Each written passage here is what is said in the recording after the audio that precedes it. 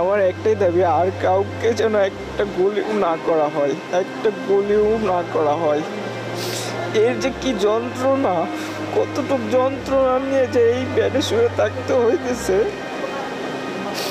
আমি আমার কোমর থেকে পাটা নাড়াইতে পারি না,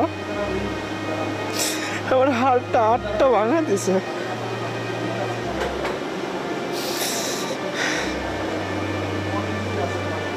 আমি তো আন্দোলনে যোগ দেইনি, তারপরও আমাকে কেন ওরা গুলি করলো?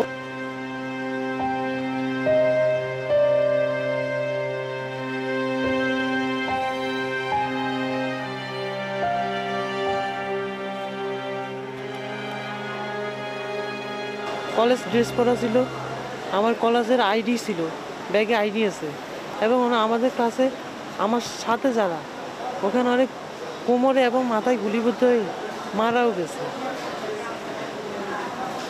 তো আল্লাহর কাছে আমি শুকরিয়া আর কি, যে আমার প্রাণটা আমি পাইছি।